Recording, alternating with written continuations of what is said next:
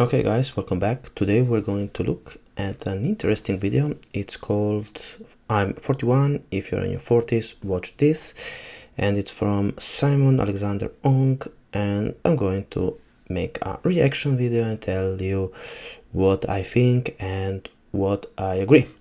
I'm sorry that my camera is not working, so I'm going to do just a voiceover. So let's go. Today is my 41st birthday, and I want to share 41 truths I have learned from stepping into my 40s that hit differently once you have lived a little. If you are in your 40s, watch this. If you are younger, take notes, because these will matter sooner than you think. Number 1.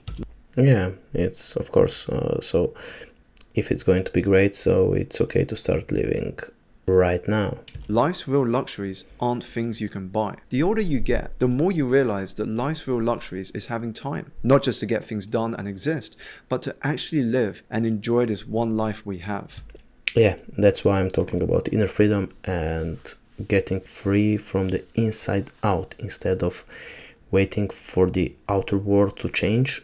Let's start from the inside out. It's waking up in a healthy body. It's being able to say no without guilt. It's inner peace, a solid night's sleep, and a home filled with love, laughter, and appreciation. The most valuable things in life are not the ones that impress others. They're the ones that restore and energize you. And talking of energy, number 2, you have 1,000 problems until you have a health problem. Then you only have one. Everything else fades into the background when your body breaks down. That's why health isn't a nice to have. It's the foundation.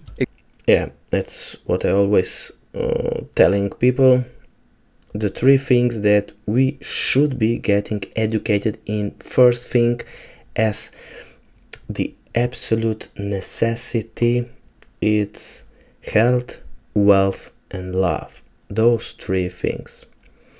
Healthy body, healthy mind, wealthy, not just material but also wealthy on the emotional side, and love, like emotional well-being.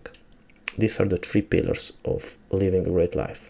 Ignore it and the cost will be steep. Do not let illness make you realize the value of health. Your health is the greatest wealth. Without it, nothing else matters. And this leads nicely onto number 3, move your body every single day. If you want to stack the odds in favor of a long and healthy life, then daily movement is a non-negotiable. Health isn't guaranteed, but daily movement dramatically increases your chances of living well, not just long. Yeah, I'm very much on that point. I will add that moving in a way that you like to move, not something forced. Maybe I'm starting, for example, to explore animal flow, etc., and moving how you feel your body needs to be moved.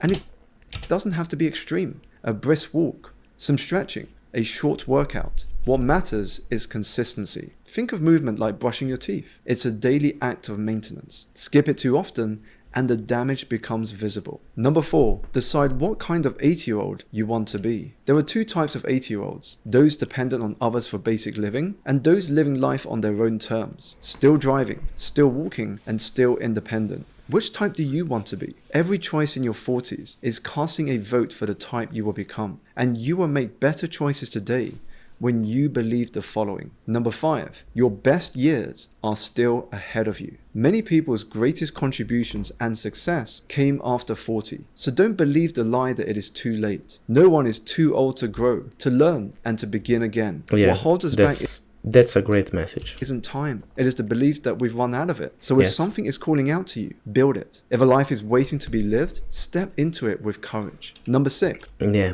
that point is very important, because right now I'm also living in that situation that I want to make a great big project, but yeah, even to me, fears creeps in. Your energy is your greatest currency. By the time you reach 40, you begin to understand that time management isn't the ultimate key to success. Energy management is. You can have 10 free hours in your day, but if your energy is drained, those hours are useless. Protecting your energy means saying no to things that look good, but don't feel right or aligned with your values. It means noticing which people and activities fuel you and which ones drain you. Number 7, love is everywhere if you're paying attention. We talk about love like it only lives in grand gestures or in finding the one, but love is everywhere if you pay attention. It's in the smell of your favorite places, strung between the laughter you share with friends, and tucked into the quiet moments where someone makes you feel seen. Love is not only a partner's hand to hold, it's in how you show up for yourself when life gets hard. It's in falling in love with the messiness of becoming, and in forgiving your mistakes. Love isn't scarce, it's abundant. It's woven into ordinary days, waiting for you to notice it. Number 8. Yeah, I would say that it's about love 0.0. It's the absolute foundation of your life, starting with the love for yourself. Then you have love 1.0, which is the love for another person, the love for your special one, etc., your family. And then you have love 2.0, which is the small act of love towards the world, towards every random people, towards things, animals, etc., etc., etc. And those kind of small love is very much important, but it's all start with the foundation of being the love that you seek outside, having it in the inside. Nurture your friendships. In your 20s, friends just happen. In your 40s, friendships only survive if you nurture them. The Harvard study of adult development, the longest happiness study ever, found that close relationships are the best predictor of health and fulfillment. And connection matters more the older you get. A friend who makes you laugh literally strengthens your immune system. So make time today to call a friend. Drop them a text to see how they are, or stop by for a visit. Number 9, family isn't forever. If your parents are still alive in your 40s, you may only have 15 or 20 more Christmases left with them. That number is terrifyingly small. Bronnie Ware, a palliative care nurse, recorded the top regrets of the dying. And one of the most painful was, "I wish I spent more time with the people I loved." Don't let that be you. Call your parents, visit them, and record videos with them. One day, you will ache for just one more conversation. Number 10, yes. Children don't want your time as much as they want your energy and presence.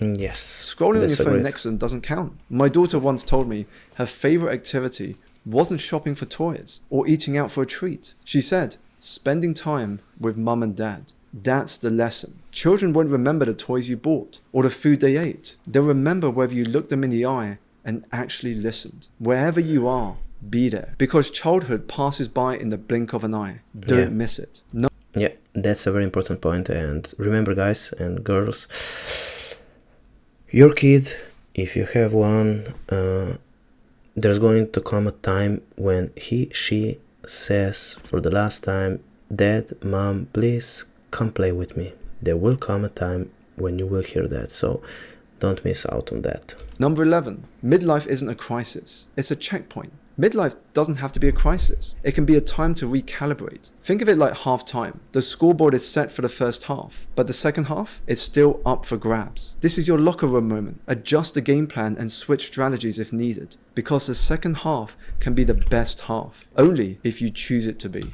Yeah, this one is a really important part, because a lot of people get lost in those hard moments of life, of society telling you that you're not enough, that you have not done enough, that you're not become enough, that you should be that, or you should have done that, and blah blah blah blah boo boo boo. And the reality, no. So really, it can be the first half time, and now we can focus on the second half time. Number 12, what once broke you was the very thing that built you. Sometimes the best thing that ever happens to you is the thing that didn't work out. At the time, it feels like failure, but often it's redirection. We rarely see it in the moment, but rejection can be a form of guidance. The failure that taught you resilience, the heartbreak that taught you self-worth, and the redirection that led you to the path you were always meant to walk. Number 13, plan like an adult, dream like a child. Adulthood teaches us to be practical. Mortgages, careers, responsibilities. Childhood teaches us to imagine without limits. And in your 40s and beyond, you need both. We need both, always. Too much planning without dreaming leads to a safe but suffocating life. Too much dreaming without planning leads to chaos. The magic is in the balance. Map your finances, your health and your goals like an adult, but allow yourself to wander, to play, and to imagine outrageous possibilities like a child. It's this blend that creates a future that is not only stable, but also exciting. And this leads nicely onto number 14, consult your past and future selves. Your younger self reminds you just how magical it is just to be alive. They will tell you to play more, laugh more, and dream bigger. Your older self reminds you what truly matters in the long term. They will tell you to cherish loved ones, live with kindness, and choose courage. When in doubt, ask, what would younger me cheer for? And what would older me thank me for? Number 15, be willing to look foolish. In Japan, there's a practice called Shoshin, beginner's mind. Children learn quickly not because they're smarter, but because they are unafraid of looking silly. Most adults stop learning not because they can't, but because they won't risk embarrassment. Imagine what you would attempt if you were willing to look stupid for 6 months. Number 16, life begins at 40. There's a reason people say life begins at 40. By this age, you've collected enough lessons, scars, and perspectives to see what really matters, and you still have plenty of time to do something Yes, that's a great point. About it. The pressure to prove yourself fades, and the desire to live authentically grows. Number 17, rest is not laziness. You can't keep pouring from a well you never stop to refill. Work and rest are partners of the same team. So if you're tired, don't quit. Pause, reset, and then return stronger than before. In a culture that glorifies hustle, rest can feel like weakness. But by 40, you've seen the cost of burnout. Rest isn't laziness, it's recovery. Without it, your work, relationships, and creativity suffer. So prioritize rest as an essential part of your daily rhythm. Number 8. Yeah, that's a great point, and I've made that mistake. For example, I fell in love with dancing, and I went to the gym and danced for like 6 hours a day, and it was too fast, too soon, and I got stopped in my knees. So as in Skyrim, I got one in the knee, and now I have to recover harder, and I have put recovery into my plan. 18. Silence isn't empty, it's full of answers. Embrace the power of stillness, because it is in this space where we give our innate wisdom a voice, allow our creativity to blossom, and experience an awakening of clarity. And the quieter you become, the more you are able to hear. Number 19. Simplify everything. Complexity is seductive. It makes us feel important, but simplicity is what frees us. Declutter your home, simplify your wardrobe, delete half the apps on your phone, and trim your calendar, because a cluttered life creates a cluttered mind. And here's the irony. When you simplify, you don't lose, you gain focus, clarity, and breathing space. Number 20, stop outsourcing your happiness to someday. I'll be happy when I get promoted. I'll relax when I retire. I'll travel when the kids are older. This is how entire decades slip through your fingers. Psychologists call this the arrival fallacy, the belief that happiness is waiting at the next milestone. But research shows we adapt shockingly fast to achievements. That promotion you dream about, the emotional high lasts weeks at best. Happiness isn't found at the finish line. It is in how you run today's lap. So learn to love the process, not the prize. Yeah, that's a really great point. So I mean, to fall in love with becoming, first of all, innerly free. I think that's the best way to go about life.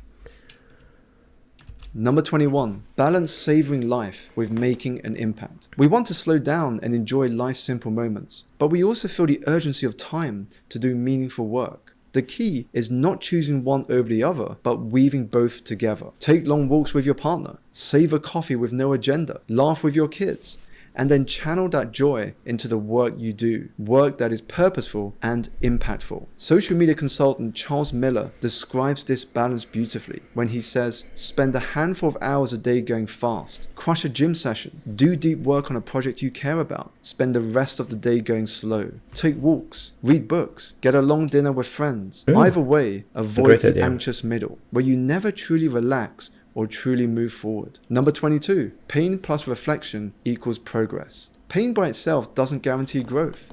It just hurts. But pain paired with reflection, that's when progress is made. When you pause to ask, what is this trying to teach me? Instead of just why me, pain transforms. That reflection turns wounds into lessons, mistakes into teachers, and endings into beginnings. Number 24. That was a great point.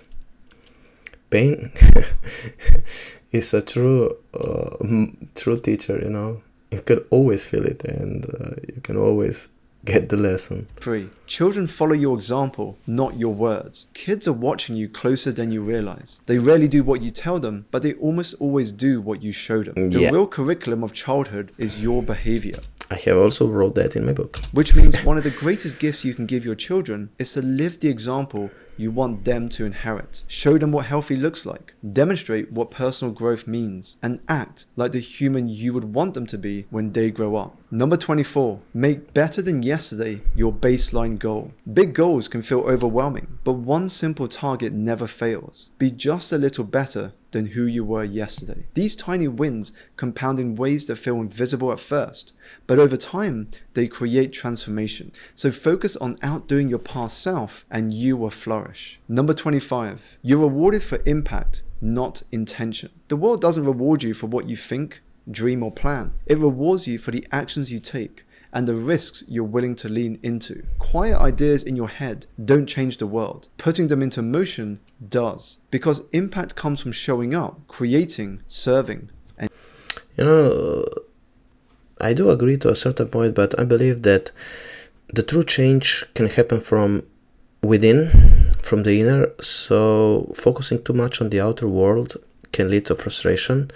But on the other hand, focusing on the inner can create a way of moving yourself, everything in your life, much more gracefully, you know. It's like an inner movement. I think that we first move from the inside and then we come to the finish line on the outside. So learn to enjoy the process from within, not just waiting for the process from without. and sharing. Number 26, happiness is an attitude, not a circumstance. By now you know that external milestones, the new house, the promotion, the raise, only bring fleeting moments of joy. What lasts is the lens you see life through. Two people can face the same situation. One complains, the other gives thanks. The difference isn't the event, it's the attitude. And the older you get, the clearer it becomes. Happiness is less about what happens to you and more about how you choose to respond to it. This leads nicely on to number 27. You can't complain your way into a better future. Every minute spent complaining is a minute stolen from actually changing anything. And the more you complain, the more powerless you feel. Because what you focus on expands. Focus on problems and you'll find more problems. Focus on possibilities and you will find a way forward. The people who build meaningful lives aren't the ones who never face challenges. They're the ones who refuse to stay stuck in the cycle of blaming and criticizing. They redirect their energy into solutions, growth, and action. Number 28. Great point, my friends. So great point. Gratitude unlocks the fullness of life. When you practice gratitude, you stop seeing life through a lens of lack and start seeing it through a lens of abundance. Gratitude turns a simple meal into a feast, a house into a home. Okay, that's not gratitude, it's actually our attitude, not gratitude, but I mean,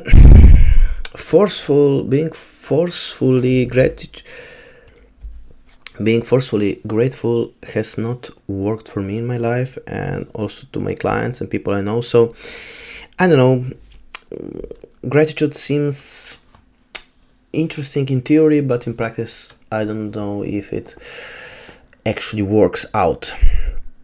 So And a stranger into a friend. It multiplies joy because it teaches you to notice what's already good instead of endlessly chasing more. Without gratitude, nothing is ever enough. With it, life suddenly feels fuller, richer, and more meaningful.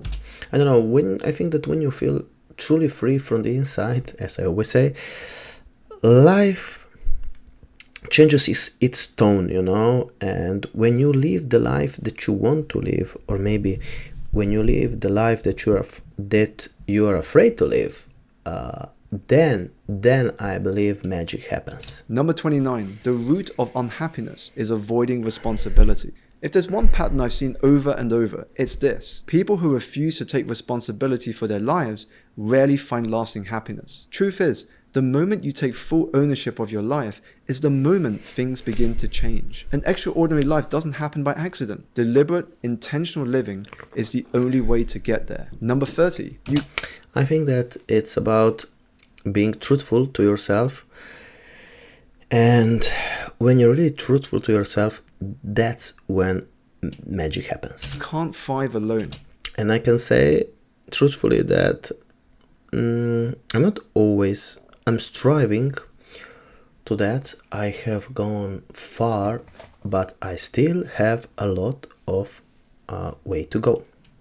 The older you get, the more you realize that independence is only half the story. The other half is belonging. We're wired to be part of something bigger than ourselves. A circle of friends, a neighborhood, or a group that shares your values and ambitions. Very important. Community That's very important. keeps you grounded, supported. Yes, that's what I say about the place where you live. You know, we have two places where we live. We live in our mind, so a psychological place of living, and an outer place of living.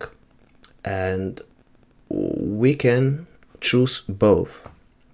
Sometimes when you don't have the money or the means, the hardest part is to choose the outer place where you live. You know, if you're born into a poor or negative environment, it's very hard to move out of it. But even if you're born in a great place and you're trapped in your mind psychologically, it's the same trap, and sometimes it can be even more difficult to escape.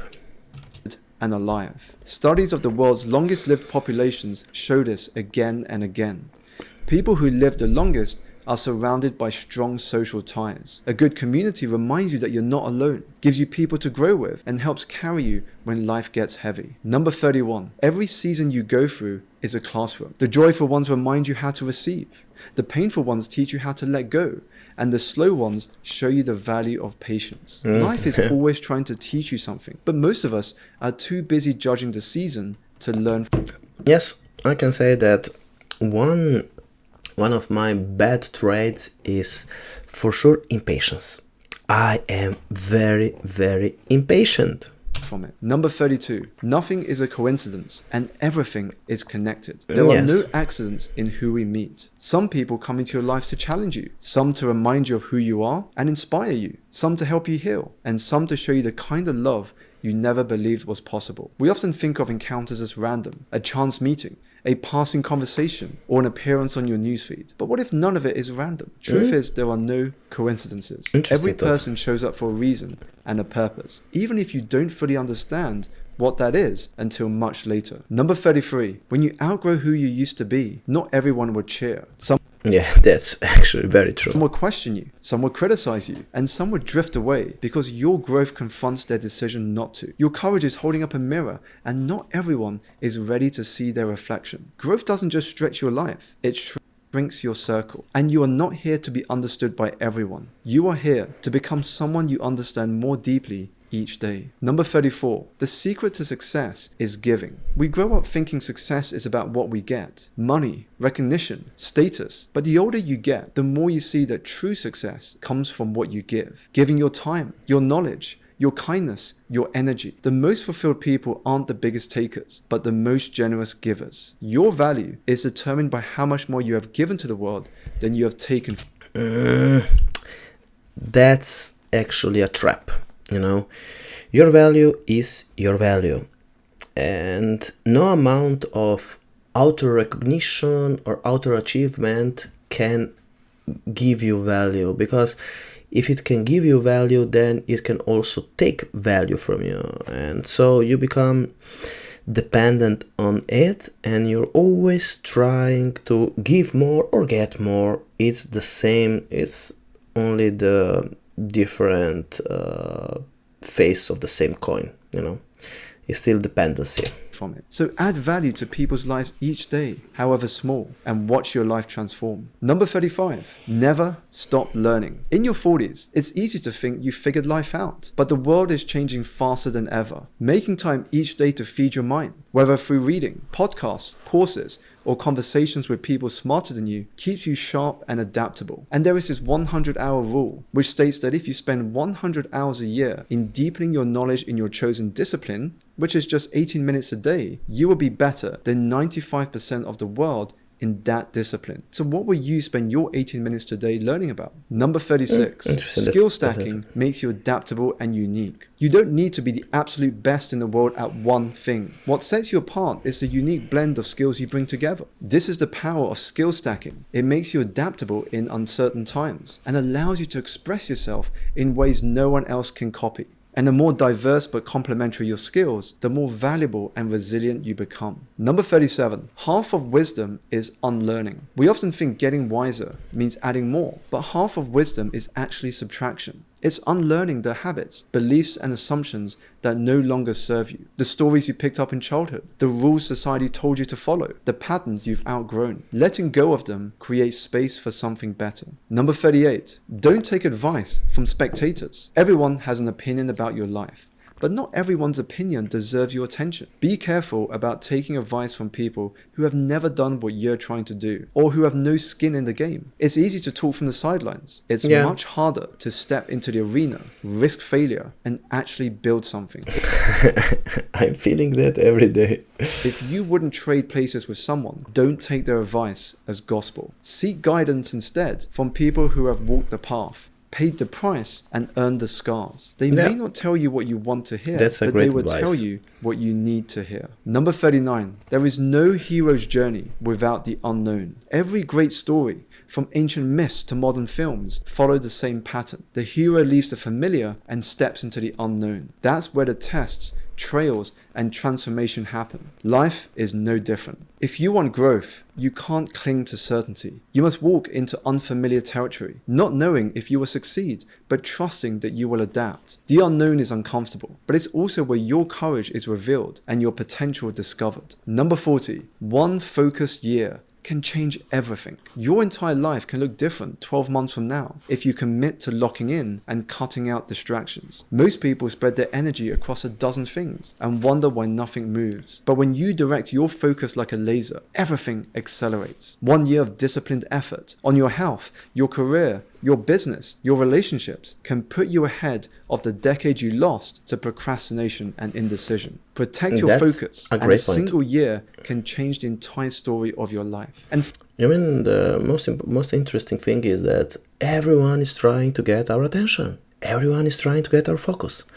So let's not give that focus out. Let's keep it for ourselves. Finally, one of my favorite lessons, number 41. If you want what few people have, do what few people do. The uncomfortable truth is that most people settle. They choose comfort over growth, distraction over discipline, and excuses over responsibility. That's why most people live average lives. If you want to experience something different, stronger health, deeper relationships, or meaningful success, then you must be willing to step away from the herd. And say go into no the when hero others journey. say yes. Invest when others spend. Train when others quit. Do what feels uncommon. Because the life you want isn't found in the crowd. It's waiting where few are willing to go. And with commitment, consistency, persistence, and patience, anything becomes possible. My hope today is that these lessons serve you in your... Yes, I am sure of that. So these were some great lessons with some of my ideas, inputs. I hope you like it, and see you guys in the next video.